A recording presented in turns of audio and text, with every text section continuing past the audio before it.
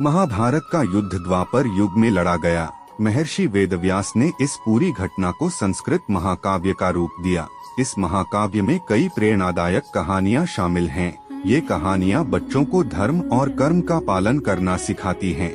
महाभारत की कथा में बहुत से महान पात्र हैं, जिनसे बच्चों का मार्गदर्शन हो सकता है। वीर अर्जुन, भगवान श्री कृष्ण, धर्मराज युधिष्ठिर, भीष्म पितामह, गुरु द्रोणाचार्य, दानवीर कर्ण और महात्मा विदुर ऐसे ही कुछ चरित्र हैं। सिर्फ इतना ही नहीं, ऐसी कई घटनाएं महाभारत कथा का हिस्सा हैं, जो कुछ न कुछ शिक्षा जरूर देती हैं।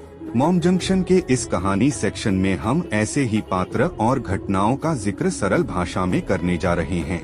इनके द्वारा आप अपने बच्चों का परिचय भारत के इतिहास और संस्कृति से करवा सकते हैं।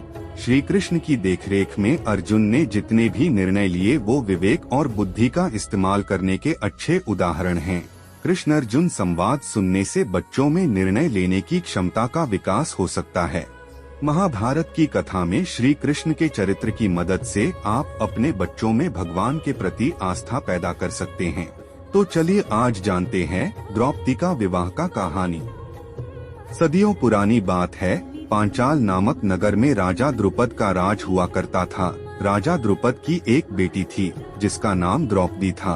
द्रौपदी बहुत ही सुंदर और सुशील कन्या थी। जब वह विवाह योग्य हो गई, तो राजा द्रुपद ने उसके विवाह के लिए स्वयंवर रखने का निर्णय लिया। इस दौरान पांडव मुनि का भेष धारण करके पांचाल से कुछ कोस दूर एक गांव में रह रहे थे।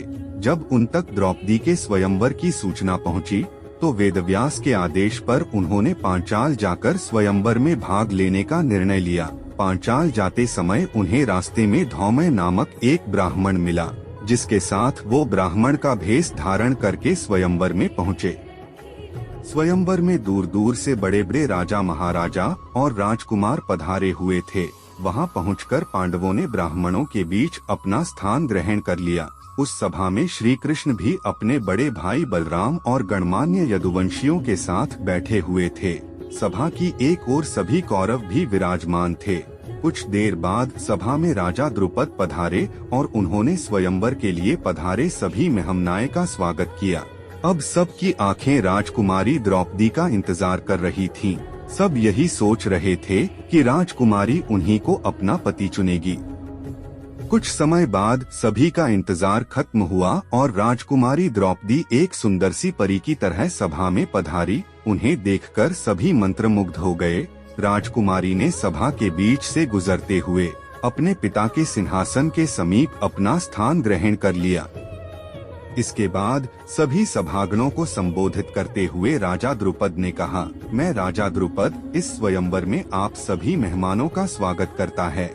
मैं इस बात से पूरी तरह परिचित हूँ कि आप सभी यहाँ मेरी पुत्री द्रौपदी से विवाह करने आए हैं, लेकिन इस स्वयंवर की एक शर्त है।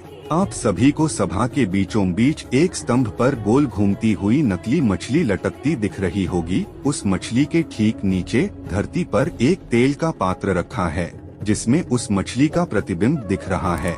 स्वयंवर की शर्त यह है कि जो भी धनुर्धारी प्रतिबिंब में देखकर मछली की आंख पर निशाना लगा देगा, वह इस स्वयंवर का विजेता होगा और उसी से द्रौपदी का विवाह होगा।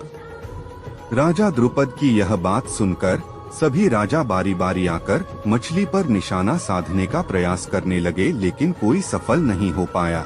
असफल व्यक्तियों में शिशुपाल, दुशासन, दुर्योधन और अन्य कौरवों का भी नाम शामिल था। अंत में पांडवों की बारी आई। उनकी ओर से अर्जुन ने मछली की आंख पर निशाना लगाने के लिए धनुष उठाया और एक ही बार में तीर निशाने पर लगा दिया। यह देखकर सब आश्चर्यचकित हो गए कि एक ब्राह्मण ने इतना सटीक निशाना लगा दिया। इसके बाद अपने पिता की आज्ञा से द्रौपदी आगे बढ़ी और अर्जुन के गले में वरमाल डाल दी और दोनों का विवाह संपन्न हुआ।